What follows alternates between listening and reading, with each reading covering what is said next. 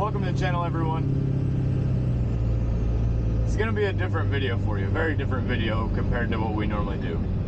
We're going to give you a look into how difficult it is for an active duty soldier and his family to run a farm. We have not shown the difficulties that it truly brings for a plethora of reasons. And over this last 2 years specifically, when I was a drill sergeant, it was pretty obvious. I was at work 7 days a week, except for my CQ days off. And, you know, my wife did a lot of stuff then, but I could do stuff when I got home, so it wasn't as difficult for her, because if it needed to be done immediately, she had to do it, but if it could wait until I got home, I would take care of it. Now, things are a lot more complicated for my job now as an observer controller trainer, because I'm not always home. And we're not going to give timelines of when I'm gone, where I'm gone, how long I'm gone. But, for instance, this trip I'm driving back from right now, I've been gone for almost 3 weeks. And we don't put that information out for a few reasons. One of which is OPSEC, which is operational security. So that makes it to where whatever mission we have going on is not known to the general public. And it keeps the unit that's moving safer, because they couldn't be targeted. It's also important for my family, because people don't know when my wife and kids would be home without me.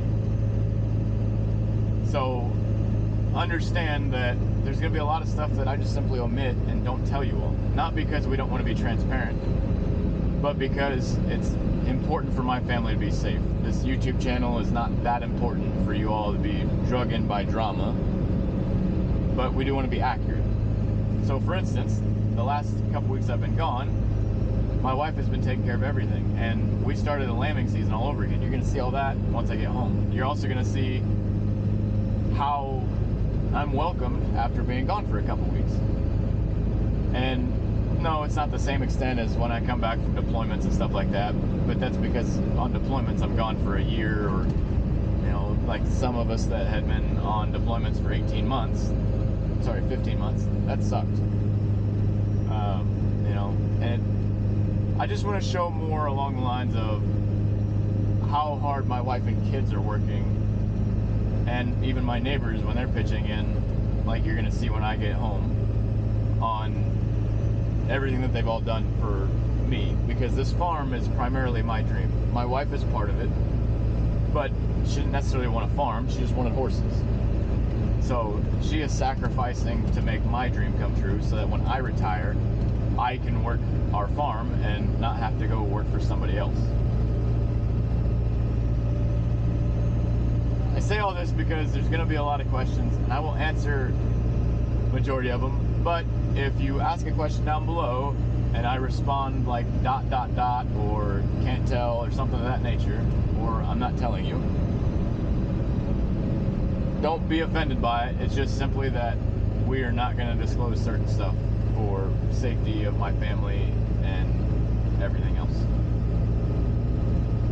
So let's get to the video and kind of show you what all, or how everything happens. Sometimes you gotta wake them up.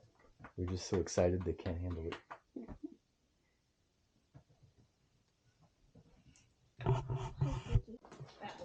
Yeah, it is. They rescued a little fluff ball that its mom stopped feeding it, and its eye was swollen shut. They fed this monster while I was gone, I think. Show you. So her eye is obviously going to not be able to see out of the one on her left. Your right, her left. But they rescued it, and it's been doing well. Mom kicked it out when it was really young, probably 2 weeks, and they fed it milk and went to the doctor, got some antibiotics for its eye and stuff, and it's doing better. Oh yeah, there should be some chicks. There's 2 chicks in there. They're inside? They're running around. They can't get out. You stay out. You don't need to be in there. There's 2 bottle lambs. So one, first time mom simply rejected her. So that Dove was the one that first time mom rejected her. And then this one is Lovey, Love. Right? Love. Mm-hmm. That's not gonna work. We have a Love. Lovey. Well, anyways, Chrissy thought it'd be funny to name him Lovey Dovey. This one had 35 was supposed to go to the sale barn when we took all the others to the sale barn, and I forgot to grab her, and so she's still here. Which kind of works out because she gave birth to twins, and that's one of them. So She took to the bucket the first day I put her on it. there. I fed her one bottle and then put her on a bucket. What, a day apart? 2 days apart? 2 days apart. Yeah. Yeah, so everybody's been, so lambing season started again while I was gone. We did not expect them to breed back in the manner that they did. So basically, it'd be like an accelerated lambing program where they give birth, so like their moms gave birth in December and they got pregnant a month after that, and they just gave birth again in June. So it's very accelerated in that case.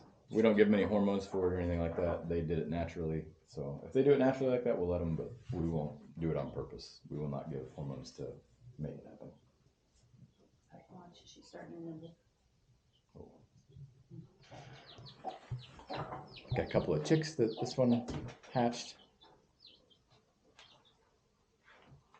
She had 7 eggs under her, and she had 10. 10. She had a lot of eggs under her, but only 2 of them hatched.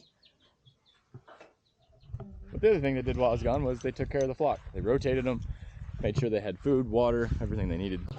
That's the other side to it. Even though we have that bucket, which makes it very convenient. In the summer months, like now, it's still convenient, but it's also inconvenient because, like Chrissy just looked, they drank all the milk out of it, and so once it gets that low, the ice, the gallon jug we put in there that is frozen that keeps it cool doesn't really do anything at that point because it's not touching it. And they drink real good, even when it's cold. But that could be because it's so hot out too. So before we had the YouTube channel going, we had 2 bottle lambs. Well, actually we had like 10 bottle lambs. But specifically one named Chugger, and as you could imagine why her name was Chugger, she would drink her bottles all gone before we had buckets like that, and she would try to drink others' bottles, and then when we got the bucket she would do the same thing and try to push everybody away. The other thing they did, they actually took care of the garden. So no, they did not pull all the weeds from the garden, but they pulled all the weeds away from the plants that we actually care about. And yes, we need to redo the garden and put it all closer together. We used to have that small tractor, you guys probably remember that, and we used to set the rows this far apart, that way we could go down it with the tiller and it would take care of all that with no effort. Well, we don't have that small tractor anymore, and we don't have a means to till in that same capacity. So now what we need to do is just move our rows together or put hay down between them to make it where nothing else grows. What are you doing? Oh, thanks. I know, you missed me. I missed you too.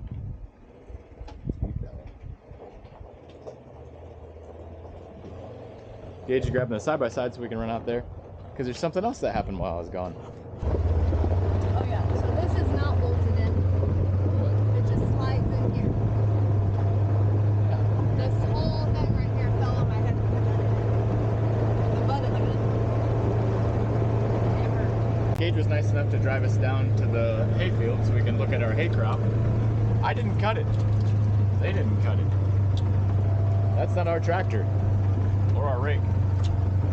And it's not our tractor that cut it or mowed it either. Jason was really nice, and he came and cut all of the seed heads off and harvested them like we did last year at his place with the combine, because we can make money off of grass seed. And then his dad came right behind him, and his dad cut the hay all for us. So I only have a couple of fields to cut, and I'm actually just going to cut and continue cutting with them so we can just get them finished up. They didn't have to do that. They didn't ask me, or I didn't ask them to do that. They just simply asked me if they could do it for me, and I greatly appreciate that. Hay crop looked like it did pretty good. It's probably a little thicker than last year, as a matter of fact, which is really surprising. Because like we mentioned before, we did not do turkey litter. We just spread sheep manure, and we only spread the sheep manure. Jason had to take my posts down, which I didn't really need them because I've got it all marked on the tractor's land navigator or field navigator app. But basically, right about here over has all been sheep manured, and then last couple, probably about the last 50 feet before that fence, that's all manured. And then that whole side on the opposite side of this little creek was all manured. Get up there. Up. I had to take a lesson on how to slow down because he took Jason's driveway at full speed when he turned in, ran into the fence. Yeah, calm down there, speed racer. So he didn't let off the gas at all. Hey Gage. What? How come it shows there's no fuel? Because we used it all. You didn't put more fuel in? Mommy was supposed to. No, blame mommy. Well, Mommy technically blamed herself. Let me teach you a lesson. If mommy drives a vehicle, just understand that there's a good chance it's not coming back with a full tank. By the way, ouch. Mommy lied. Alright, so currently we are looking around for lambs.